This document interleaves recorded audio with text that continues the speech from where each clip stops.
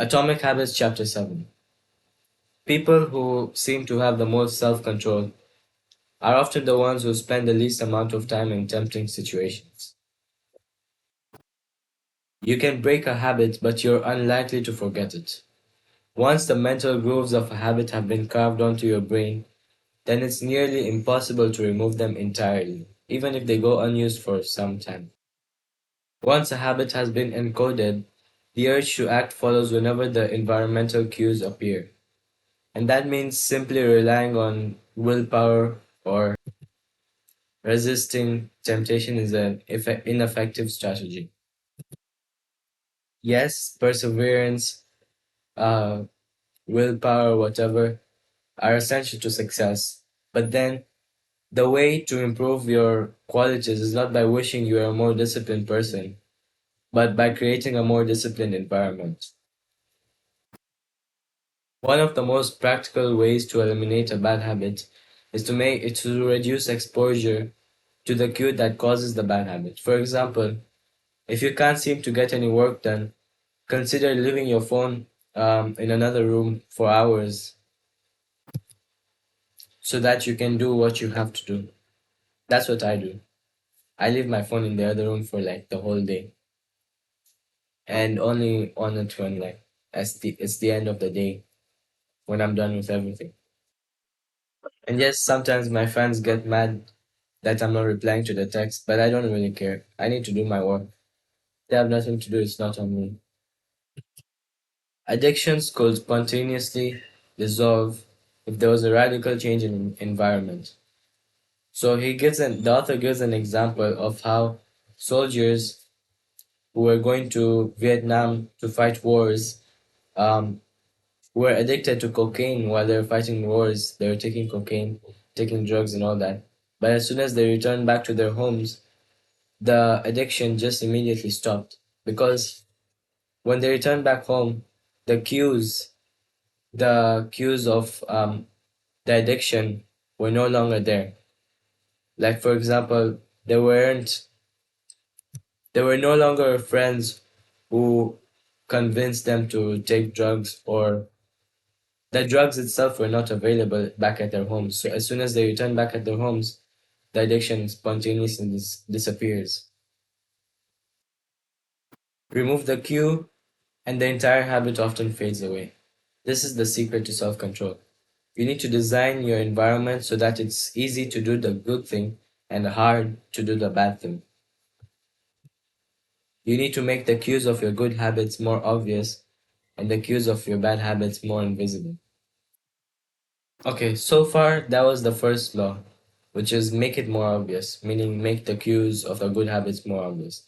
Now we're moving on to the second law, which is make it attractive.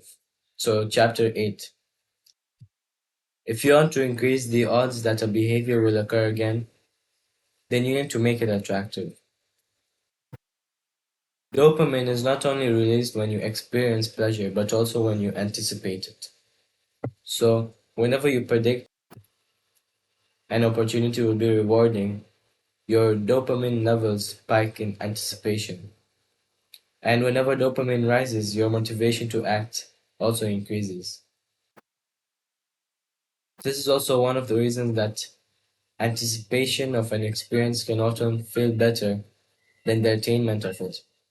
Like, for example, if the whole day you've been thinking about this one song that's been stuck in your head, and when you finally go home and listen to that song, it won't feel as good as how when you're like anticipating to listen to it. I know I've experienced this before. Or, for example, if you wanted to buy something, um, let's say a console, and you bought it, but now that you bought it, it's not as fun as you thought it would be.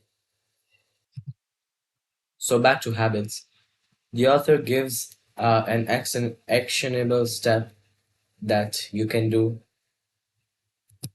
which is called temptation bundling. Temptation bundling is one way to make your good habits seem more attractive. It works by linking an action you need to do with an action you want to do. So the format for The habit stacking plus temptation bundling is after current habit, I will habit I need. And after habit I need, I will habit I want. So, for example, if you want to read the news, but you need to express more gratitude, you can do something like this. After I get my morning coffee, this is something that you know that you do. This is your current habit. I will say one thing I'm grateful for that happened yesterday. This is the habit you need, the one that you need to do. After I say one thing I'm grateful for, I will read the news. This is the habit that you want. So the habit you need is the good habit that you need to do that you're trying to make more attractive. You can link it to a habit that you like to do, like reading the news, and it makes it seem more attractive. Doing the right thing, doing the thing you need to do, means you get to do the thing you want to do. So the hope is that eventually you'll be looking forward to expressing more gratitude because it means you get to read the latest news. Okay, so that's it for today.